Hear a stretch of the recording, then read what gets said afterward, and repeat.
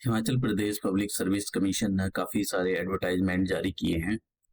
जैसे कि यूनानी मेडिकल ऑफिसर के लिए, असिस्टेंट प्रोफेसर न्यूरो रेडियोलॉजी के लिए, और यहाँ पर असिस्टेंट प्रोफेसर कम्युनिटी मेडिसिन के लिए, असिस्टेंट बहुत सारे इन्होंने यहाँ पर एडवर्टाइजमेंट जारी किए हैं। तो हम पहले 3 एडवर्टाइजमेंट के बारे में देखेंगे, इनकी क्वालिफिकेशन के फीस कितनी होगी, वो सारी चीज़ें देखेंगे, सिलेक्शन प्रोसेस क्या होगा। तो सबसे पहले हम देखते हैं, ये यहाँ पर 2 पोस्ट निकली हुई हैं, और ये जो पोस्ट हैं वो आयुष विभाग में निकली हुई है हिमाचल प्रदेश में, यूनानी मेडिकल ऑफिसर के लिए।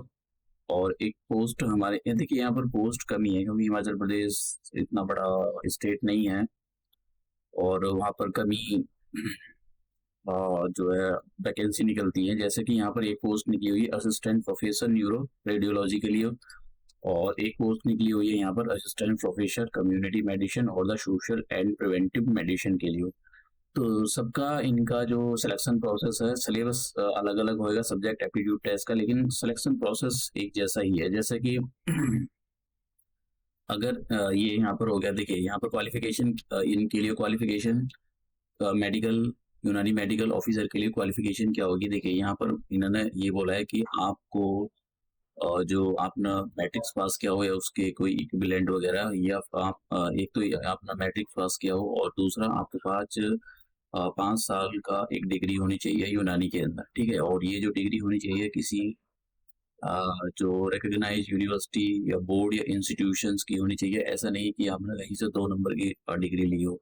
और आपके पास मिनिमम जो इंटर्नशिप होती है 6 मंथ की आपके पास इंटर्नशिप होना चाहिए, और आपने रजिस्टर करा रखा हो Himachal Pradesh board of Ayurveda and यूनानी, इसमें आपने अपने आप को रजिस्टर किया हुआ हो। तो ये सारी अगर आपके पास क्वालिफिकेशन है तो आप अप्लाई कर सकते हो। सैलरी कितनी है, देखिए जैसे सैलरी यहाँ पर 48,700 से स्टार्ट होगी। सैलरी इतनी नहीं होती है, सैलरी बहुत सारे एचआर वगैरह मतलब अलाउंसेस लगा कर काफी अच्छी सैलरी मिलती है। तो सिलेक्शन प्रोसेस एज के बारे में देख लेते हैं। एज आपकी 18 से 45 साल के बीच में होनी चाहिए, और एज की कैलकुलेशन 1 जनवरी 2024 के अकॉर्डिंग की जाएगी। तो यहाँ पर इन सारे चीज़ों को आपको बारे में इन सारी चीज़ों को आपको पता होना चाहिए। और आपका जो एग्जाम सेंटर होगा वो शिमला के अंदर ही होगा। फीस कितनी है, देखिए यहाँ पर जो है 600 से लेकर 150, और जैसे कि मेल कैंडिडेट होते हैं SC ST OBC, तो इनके लिए यहाँ पर 150 रुपये फीस होती है। अदरवाइज सभी कैंडिडेट के लिए यहाँ पर 600 रुपये फीस है। और एक्स सर्विसमैन जो हिमाचल प्रदेश के होते हैं उनको यहाँ पर कोई फीस नहीं देनी होती है। सिलेक्शन प्रोसेस क्या है, सभी का सिलेक्शन प्रोसेस इनका एक ही जैसा है कि सबसे पहला आपका प्री होगा, और फिर आपका जो सब्जेक्ट एप्टीट्यूड टेस्ट होगा, फिर आपका ये पर्सनैलिटी टेस्ट होगा। तो इसमें यहाँ पर जो आपका पेपर 1 होगा, जो स्क्रीनिंग टेस्ट होगा ये प्री, इसमें पेपर 1 होगा। 2 पेपर होंगे यहाँ पर, पेपर 1 पेपर 2। अब ये कैसा भी करा सकते हैं, कंप्यूटर बेस्ड जैसा भी इनको कराना होगा। तो यहाँ पर पेपर 1 के अंदर क्या आता है, एक तो general knowledge of the Himachal Pradesh, ये सभी के लिए एक ही जैसा है। तो यहाँ पर बस मैं क्वालिफिकेशन के बारे में बात करूंगा कि अलग अलग क्वालिफिकेशन है।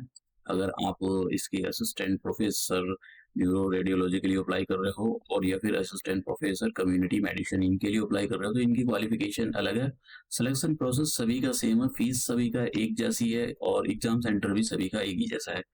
तो यहाँ पर आपका जो कंप्यूटर बेस या फिर जैसा भी ऑनलाइन कराएं या ऑफलाइन कराएं, general knowledge of the Himachal Pradesh के 30 क्वेश्चन होंगे, और general knowledge of the national और इंटरनेशनल अफेयर्स मतलब करंट अफेयर आपको 30 मार्क्स की पूछी जाएगी, और knowledge of the Hindi language ये 20 मार्क्स का होगा, knowledge of the English language ये 20 मार्क्स का होगा। ये जो ये जो होते हैं ये पेपर, ये आपको मेरिट में इनका कोई रोल नहीं होता। मेरिट केवल जो सब्जेक्ट एप्टीट्यूड टेस्ट है आपका 120 मार्क्स का होगा, और जो इंटरव्यू होगा इन 2 बेसिस पर आपकी जो है मेरिट बनेगी। यहाँ पर एक बात के बारे में पता होना चाहिए, जो क्वेश्चन आएंगे वो MCQ की फॉर्म के होंगे, और निगेटिव मार्किंग भी होती है। तो इन सारी चीजों के बारे में आपको पता होना चाहिए। ये जो मेरिट होती है वो मेरिट आपकी subject aptitude test, subject aptitude का ये सिलेबस, ये सब उसके बारे में आपको बता देंगे। इन्होंने बोला हुआ है कि हम जो है सब्जेक्ट आपको आयोग की वेबसाइट पर वैसे भी ये जो है मेल कर देते हैं और मैसेज भी करते हैं जब अपना जो फॉर्म फिल करते हो।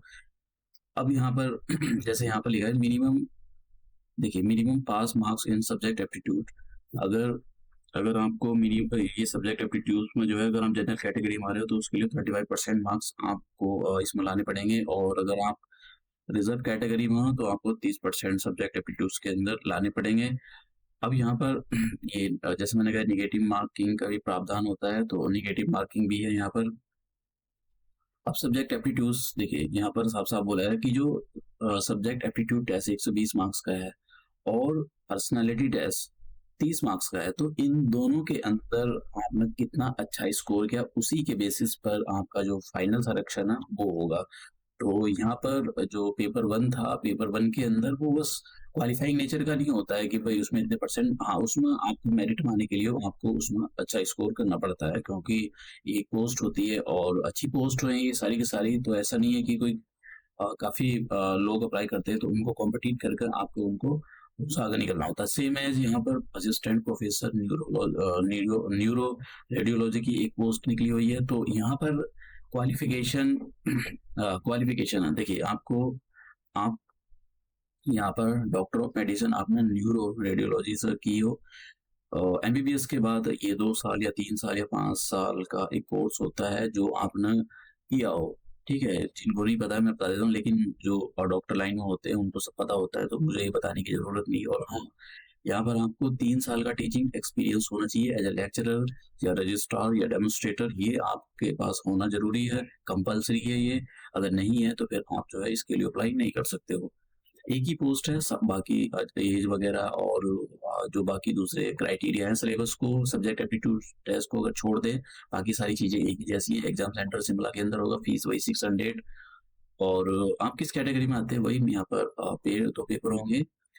इनके सबके अंदर सिलेबस सब्जेक्ट एप्टीट्यूड का टेस्ट जो सिलेबस होगा वो आपको बता दिया जाएगा, 120 मार्क्स का होगा, और जो 30 मार्क्स का आपका इंटरव्यू होगा। फाइनल जो मेरिट होगी वो सब्जेक्ट पेपर सेकंड मतलब सब्जेक्ट एप्टीट्यूड टेस्ट और जो आप इंटरव्यू में कितना स्कोर करते हो उन दोनों के बेसिस पर आपका जो है मेरिट बनेगी। सेम प्रोसेस यहाँ पर जो है असिस्टेंट प्रोफेसर के लिए है, असिस्टेंट प्रोफेसर कम्युनिटी मेडिसिन और या सोशल एंड प्रिवेंटिव मेडिसिन, ये नई ब्रांच है।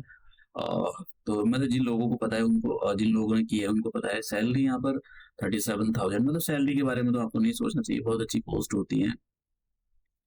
अब देखिए यहाँ पर ये जो क्वालिफिकेशन है यहाँ पर दिया हुआ है कि आपने क्या किया हो। देखिए एमडी कम्युनिटी मेडिसिन या फिर एमडी सोशल प्रिवेंटिव मेडिसिन या फिर MD health administrators, health administration, इन सारी चीज़ों से आपने किया होना चाहिए, और आपके पास एटलीस्ट 3 ईयर का जो टीचिंग एक्सपीरियंस होना चाहिए एज ए लेक्चरर और रजिस्ट्रार एंड डेमोन्स्ट्रेटर। ये सारी चीज़ें आपके पास हैं तो आप इसके लिए फॉर्म को भर सकते हो। और जैसे मैंने कहा कि फीस वगैरह सब एक ही जैसी है। शिमला में आपका जो एग्ज़ाम होगा, जैसे मैंने कहा कि यहाँ पर जो सिलेक्शन प्रोसेस है सबका सेम ही है कि पेपर 1 होगा, पेपर 2 एंड देन इंटरव्यू।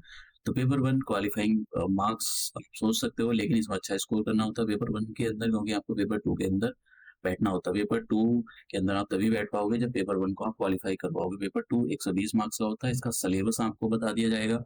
उसके बाद में आपका इंटरव्यू होगा, इंटरव्यू आपका 30 मार्क्स का होगा। तो सब्जेक्ट एप्टीट्यूड मतलब पेपर सेकंड और इंटरव्यू आपने कितना अच्छा स्कोर किया उसी के बेसिस पर आपका सिलेक्शन प्रोसेस होगा। तो वैकेंसी कमी है, लेकिन ये डिपेंड करता है कि आपने कितनी अच्छे से तैयारी की है।